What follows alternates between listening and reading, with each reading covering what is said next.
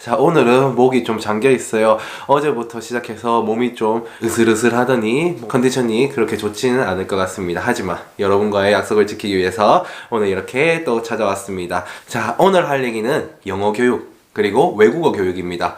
이중언어라는 말을 많이 들어보셨고, 그리고 이중언어를 하기를 원하시는 어머님들, 아버님들이 굉장히 많을 텐데요. 오늘은 그 이중언어가 실제로 가능한지, 그리고 어떤 조건에서 가능한지, 선행학습이 얼마나 유용한지 여러분들에게 알려드리려고 합니다.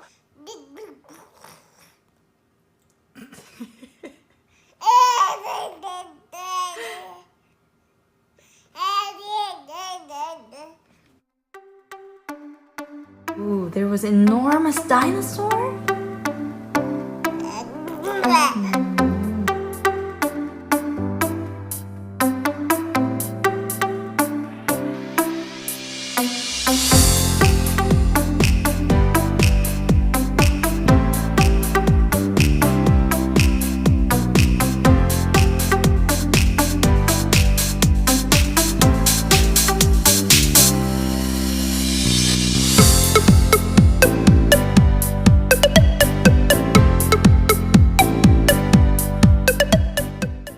여러분 안녕하십니까, 이란이 아빠 류스토리입니다. 자, 오늘은 이중언어에 대해서 여러분들한테 이야기를 해드리려고 하는데요.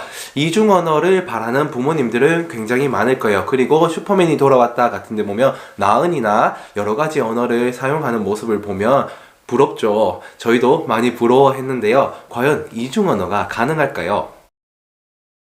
먼저 아이의 언어 학습 방법에 대해서 말씀을 드리려고 해요.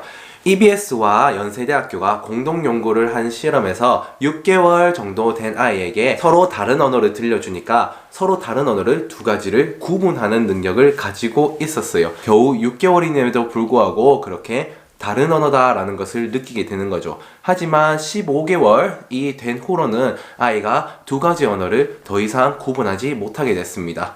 EBS에서는 그 원인을 아이가 두 가지 언어를 계속 노출한 것이 아니라 한 가지 언어만 계속 노출됐기 때문에 한 가지 언어만 배우면 된다는 효율적인 생각에서 그렇게 15개월이 되면 두 가지 언어를 구분하지 않게 된다는 것이죠. 그러면 우리는 6개월 때부터 계속해서 아이에게 서로 다른 언어를 가르쳐주고 노출시켜주면 아이는 그 언어를 배우기 시작합니다. 아이가 언어를 학습하는 것은 우리의 뇌 구조와 완전히 다릅니다. 우리는 문법이나 어휘나 이런 것들을 따로 공부를 해서 외워서 학습을 하지만 아이들은 언어를 암묵적 학습이라고 해서 저절로 자연스럽게 노출되는 것을 받아들이기 시작하는 것입니다. 이 학습을 통해서 아이는 언어를 배우게 되고, 그렇기 때문에 두 가지 언어를 구분할 수 있는 6개월쯤에 두 가지 언어를 계속 노출시켜주면 아이가 이중언어를 쓸 수 있다는 것이 이론적인 설명이죠. 자, 이런 이론적인 설명들은 여러분들도 다들 알고 계실 것이라고 생각을 하고요. 그렇기 때문에 영어 유치원에 등록을 하려면 정말 자리도 없고, 그리고 어릴 때부터 계속 영어 동화를 읽어준다든가 영어 라디오를 틀어놓는다든가 이런 노력들을 많이 하실 텐데요. 노출을 계속 해야 된다라는 것 때문에 흔히들 하는 착각이, 이 정도의 노출을 하면 영어 유치원을 가거나 영어 동화를 읽어주거나 라디오를 틀어주거나 이 정도의 노출을 하면 아이가 이중언어를 사용할 수 있을 것이다 라고 생각을 하시는데, 우리가 한국어를 배운 것을 한번 생각해 봅시다. 한국어를 말하기 시작하는 시기는 돌 전후이죠. 겨우 말하기 시작하는 그때 365일 동안 부모님이 얼마나 많은 한국어를 노출시켜줬고, 그리고 얼마나 많은 한국어 대화를 아이가 바라봤을까요? 그러니까 365일 동안 수천 시간 동안 그렇게 노출돼서 겨우 말을 하기 시작했는데, 영어를 그렇게 잠깐 아이에게 들려준다고 아이가 영어를 이중언어로 영어적으로 생각을 하고 문장 구조를 영어로 만들고 꿈조차 영어로 꾸는 그런 것이 가능할까요? 그렇게 잠깐의 노출로는 아이에게 이중언어를 가능하게 할 수는 없습니다.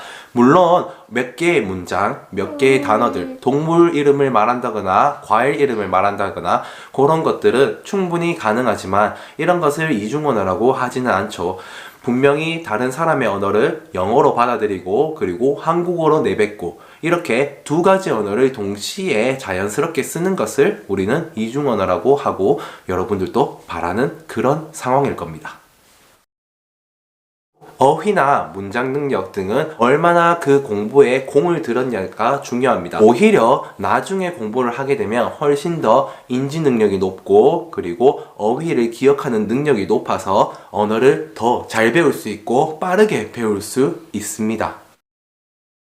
그러니까 정말 몇 년 동안 아이가 한국말로 어머니한테 말을 하면 어머니는 못 알아듣는 척을 하고 그리고 어머니는 꼭 영어로 얘기해야지 대답을 해주고 그리고 어머니도 완벽한 발음으로 영어로 아이에게 이야기하고 이것을 적어도 1년 동안은 수십 번, 수천 시간 동안 반복을 해줘야지 아이가 이제 두 가지 언어를 말하게 되는 것이죠. 이런 경우는 이민을 가거나 부모님 중에 한 분이 외국인이시거나 이런 경우 말고는 거의 불가능한 일입니다. 그래서 여러분들은 이중 언어를 찾아보면 이중 언어를 쓰는 아기들은 거의 다 혼혈아인 것을 알 수 있습니다. 어릴 때부터 영어를 노출시키면 발음이 좋아진다라는 것을 생각을 할 수도 있는데요. 이란이 엄마가 아이에게 말하는 것을 들어보면 발음이 굉장히 좋은데 이란이 엄마는 어릴 때 영어를 하나도 못할 때 미국에서 살았습니다. Okay, are there more stories about that? 이렇게 미국에 이민을 가서 수십 시간 동안 완벽한 발음에 노출되지 않는 이상 잠깐의 노출로는 영어 발음을 그렇게 원어민처럼 만들 수는 없다는 것이죠. 여러분들은 아주 유명한 실험을 아실 겁니다. 어머님들, 아버님들에게 한 연선문을 들려줬습니다. 연서라는 사람의 이름을 말해주진 않았고요. 그러니까 어머님들, 아버님들이 발음을 들어보고 아 정말 이거보다는 우리 아이가 더 잘했으면 좋겠다. 영어 좀 못하는 것 같다. 라고 정말 비판적인 평가를 내놓았죠. 하지만 그 연설은 유엔 사무총장 반기문의 연설문이었습니다. 게다가 그 연설은 아주 명연설로 꼽힌 그런 연설이었죠. 그러니까 여러분, 다른 언어를 판단하는 것은 문장을 구성할 수 있는 능력과 그리고 어휘력과 그리고 순발력 등이지 발음으로 영어를 평가하는 것은 아닙니다. 물론 발음이 바로 들리기 때문에 발음으로 바로 평가를 할 수도 있지만 발음이 그렇게 중요하다고 생각은 되지 않습니다. 언어는 의사를 전달하는 수단이지 남에게 보이기 위한 수단은 아니니까요. 그렇다면 영어 동화나 수많은 학습지들이나 그리고 영어 유치원들이나 이것이 아무 소용이 없는 것일까요? 그렇다면 왜 류스토리 브이로그 채널에서는 어머니가 이란이에게 영어로 얘기를 하고 있는 것일까요? 바로 흥미입니다. 아이에게 초반부터 영어에게 노출을 시켜줘서 영어가 소리가 다른 새로운 놀이다. 영어가 아이가 공부해야 될 것이 아니라 같이 놀 수 있는 수단이고 다른 소리를 내는 재밌는 것이다 라는 것을 알려주기에 영어 유치원이나 학습지나 동화 같은 것이 굉장히 유용하죠. 요새 되게 재밌게 잘 나오더라고요. 그런 것들을 학습시키면서 아이가 영어와 친근하게 할 수 있는 그런 효과를 볼 수 있는 거죠. 그러니까 여러분들은 영어 학습을 하면서 이것으로 정말 아이가 영어를 원어민같이 하게 만들겠다 라는 마음보다는 아이가 영어 학습을 즐거워하는 것이다. 그리고 영어는 즐거운 것이다 라는 것을 느낄 수 있도록 너무 푸시하지는 마시고 스트레스는 너무 안 주셨으면 좋겠습니다. 오히려 지금 이렇게 즐겁게 영어에 노출이 되면 나중에 돼서 영어에 대한 흥미가 더 생기고 영어를 더 공부하고 인지 능력이 더 발달됐을 때 영어를 접할 수 있는 그런 기회가 되겠죠.